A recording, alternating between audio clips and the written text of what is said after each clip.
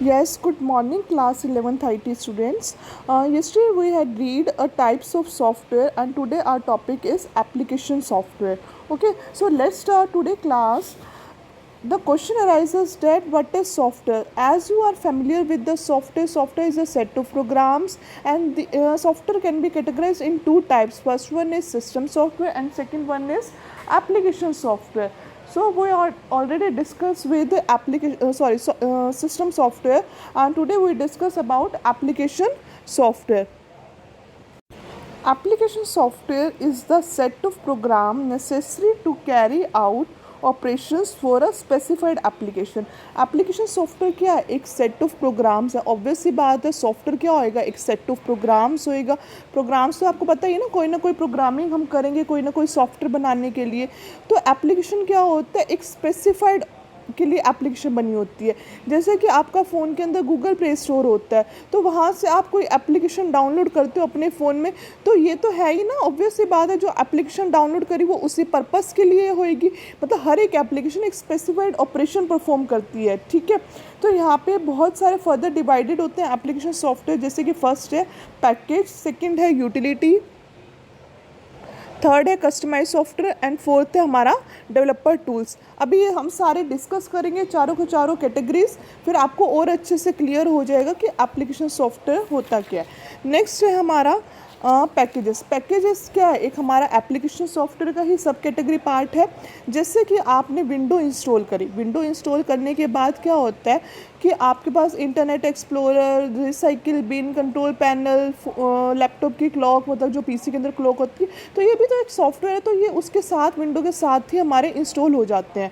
But क्या होता है, अब आप एक पैकेज हमें डाउनलोड करना है या पैकेज हमें इंस्टॉल करना है, डेट इज़, तो एम एस ऑफिस का एग्जाम्पल इसके लिए बहुत बेस्ट एग्जाम्पल आता है कि एम एस ऑफिस क्या है, उसके अंदर एम एस वर्ड भी है, एक्सेल भी है, पावर पॉइंट भी है. तो ये क्या एक बना बनाया पैकेज है. बट ये है क्या? Application software. क्यों?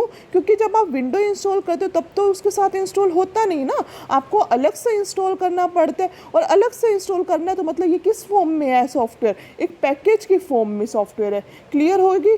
जैसे कि यहाँ पे एग्जांपल दे रखी है जनरल एप्लीकेशन सॉफ्टवेयर पैकेजेस के: word processing software, spreadsheet, database management system, desktop publishing software. ये सारे क्या है आपके? ये सारे आपके पैकेजेस हैं. ठीक है, नेक्स्ट है हमारा यूटिलिटीज़. यूटिलिटीज़ क्या होता है? Utilities are those application programs that assist the computer by performing housekeeping function like backing up disk और स्कैनिंग, क्लीनिंग वायरस और अरेंजिंग इंफॉर्मेशन एक्सेट्रा. यूटिलिटीज़ हमारा क्या प्रोग्राम यूज़ करते हैं कि जैसे कि हमारे कंप्यूटर के अंदर हाउस कीपिंग फंक्शंस होते हैं, जैसे कि बैकअप लेना, या डिस्क हमारी फिल हो गई है, गार्बेज कलेक्शन हो गया उसके अंदर, तो वो ऑटोमेटिकली क्लीन हो जाती है टाइम टू टाइम. कोई वायरस आ गए तो उसकी नोटिफिकेशन आ जानी है. ये सारे क्या होते हैं? हमारी यूटिलिटीज़ के अंदर आते हैं. तो यूटिलिटीज़ भी हमारे काफ़ी टाइप्स की होती हैं. जैसे कि text editor.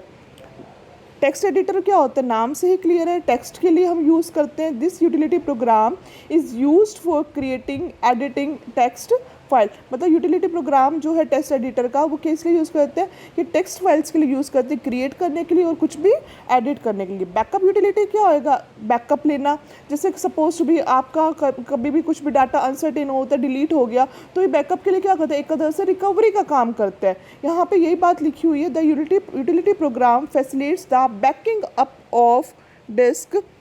Backup means duplicating the disk information so that in case of any damage or data loss, this backed up data may be used. तो जैसे ही आपका कभी लॉस हो जाए तो जो बैकअप पड़ा होगा तो वो आप उसको यूज़ कर सकते हो.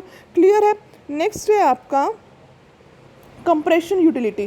कंप्रेशन यूटिलिटी में क्या होता है? सपोज टू भी आपकी एक स्टार्टिंग हम एक एग्जांपल से ही करते हैं. सपोज टू भी आपके पास एक फ़ाइल है और आपने वो फाइल किसी को सेंड करनी है. अब वो फाइल आपकी बहुत ज़्यादा बड़ी है, तो आप उसको सेंड करोगे तो वो बहुत सारा स्पेस लेगी और डाटा भी आपका नीड होएगा इस चीज़ के लिए. बट आप क्या चाहते हो? ये दोनों चीज़ें आपकी ना हो, स्पेस भी ना ले और डाटा भी आपका ज़्यादा यूज़ ना करे. तो आप उस फाइल को कंप्रेस करके सेंड कर सकते हो. कंप्रेस करने का मतलब क्या होता है कि हमारी ओरिजिनल फाइल का जो डाटा होता है वो स्पेस जो लेती है वो कम हो जाता है, बट जो अंदर का डाटा होता है वो वही का वही रहता है.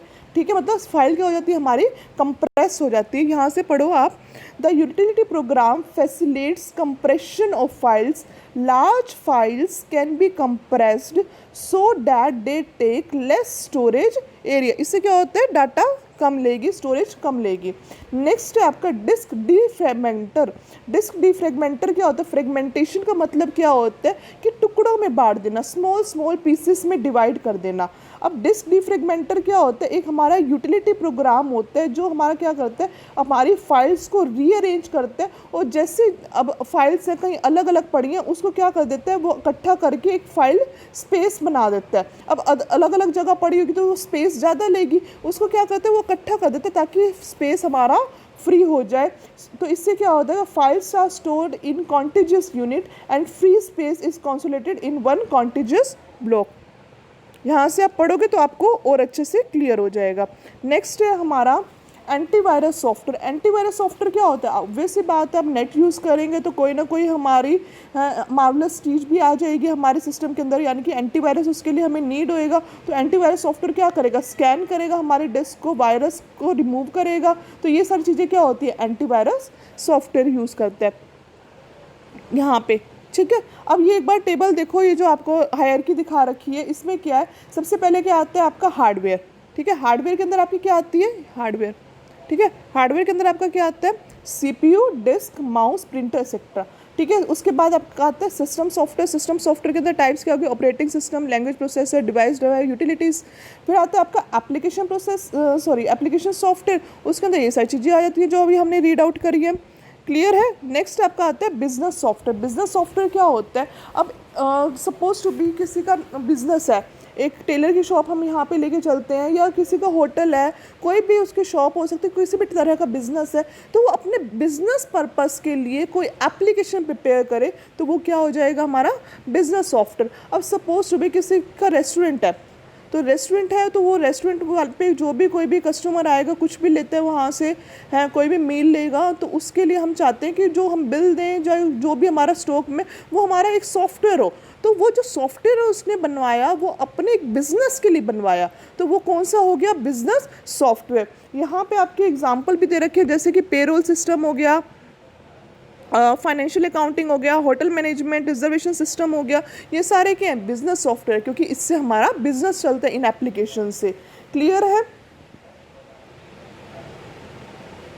आप आज ये एक बार रीड आउट करो डिटेल्स में कि सिस्टम सॉफ्टवेयर क्या होता है।